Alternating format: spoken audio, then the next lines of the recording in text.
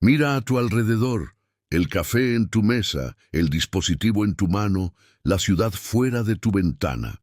Todo lo que consideras normal está a punto de convertirse en una pieza de museo. No estamos viviendo una época de cambios, estamos viviendo un cambio de época. En los próximos 20 minutos no vamos a predecir el futuro. Vamos a observarlo. Bienvenido al año 2050. Un mundo donde la muerte es una opción técnica, el trabajo es un pasatiempo y la inteligencia humana es solo la segunda más potente del planeta.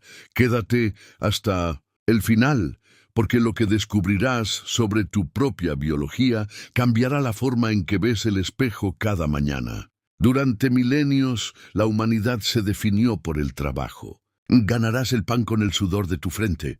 Pero en la década de 2030, esa cadena se rompió. La inteligencia artificial general, o AGI, dejó de ser un algoritmo de chat para convertirse en una fuerza física. Imagínalo, una entidad que no duerme, no se cansa y cuya capacidad de aprendizaje es exponencial. En 2050 el concepto de empleo ha colapsado. Pero, al contrario de las profecías apocalípticas, esto no trajo el hambre, sino la abundancia. Cuando el costo marginal de producir comida, energía y refugio cae a casi cero, gracias a la automatización total, el capitalismo tal como lo conoces deja de tener sentido. Hoy en 2026 te preocupas por tu salario. En 2050 la preocupación es el propósito. ¿Qué haces con tu vida cuando una máquina puede pintar mejor que Van Gogh, programar mejor que un ingeniero de Google y diagnosticar enfermedades antes que cualquier médico? La respuesta es la renta básica universal, pero no como un subsidio de pobreza, sino como el dividendo de la civilización. Si el dinero ya no es el motor que mueve al mundo.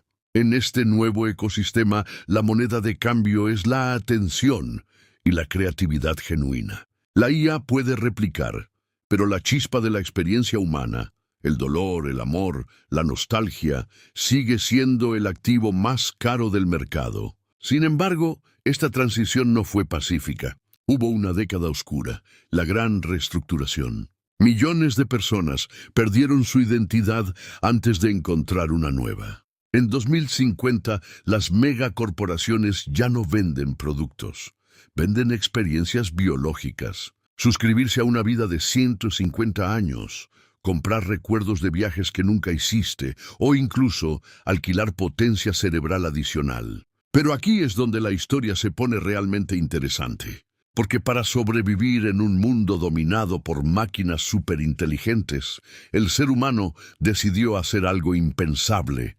Dejó de ser puramente biológico. Pero antes de hablar de cómo conectamos nuestros cerebros a la nube, debemos entender qué le pasó a nuestro cuerpo. ¿Qué pasaría si pudieras editar tu cuerpo con la misma facilidad con la que corriges un error de ortografía en un texto?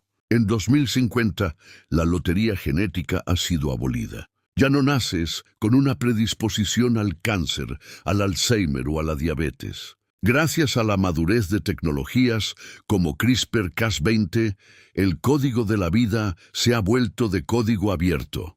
Pero no se detuvieron en curar enfermedades. Fuimos más allá. Bienvenidos a la era del diseño humano. En 2050, los padres no esperan a ver qué color de ojos tendrán sus hijos. Lo eligen en un menú. Capacidad pulmonar aumentada, visión nocturna o una memoria fotográfica perfecta. Lo que antes era ciencia ficción, ahora es una actualización de software biológico que puedes comprar en una clínica de barrio. Pero aquí está el dato que realmente te volará la cabeza. En 2050, la vejez ya no se considera un proceso natural, sino una enfermedad curable. Los científicos descubrieron que el envejecimiento es simplemente la acumulación de errores en la replicación celular. Con nanobots patrullando tu torrente sanguíneo, estos errores se corrigen en tiempo real. Imagina cumplir 80 años y tener el vigor físico de un joven de 25. La muerte térmica de las células ha sido retrasada indefinidamente. Sin embargo, esto plantea la pregunta más aterradora de la historia. Si nadie muere, ¿Dónde ponemos a tanta gente? Y más importante aún, ¿quién tiene derecho a ser inmortal? La brecha entre los naturales y los editados es la nueva guerra civil del siglo XXI. Mientras unos viven siglos acumulando riqueza y conocimiento, otros siguen atrapados en la fragilidad de la carne orgánica. ¿Es este el siguiente paso de la evolución? ¿O estamos creando una nueva especie de dioses que mirarán al resto de nosotros como hormigas? Durante un siglo, la humanidad quemó el pasado para iluminar el presente. Carbón, petróleo, gas, restos de vida antigua. Pero en la década de 2030, finalmente logramos el santo grial, la fusión nuclear comercial. No es fisión, no hay residuos radiactivos eternos. Es, literalmente, meter una estrella en una caja. En 2050 la energía es tan barata que ya no se factura. Es un derecho básico, como el aire. Con electricidad infinita, el mayor problema de la historia, la escasez, ha sido erradicado. Ahora podemos desalinizar océanos enteros para convertir desiertos en selvas o extraer el CO2 de la atmósfera para fabricar diamantes sintéticos. La Tierra finalmente está sanando, pero nosotros nos estamos mudando hacia arriba. Las ciudades de 2050 no se parecen en nada a las de 2026. Olvida el asfalto y el ruido de los motores. Gracias a la superconductividad a temperatura ambiente, el transporte ahora levita.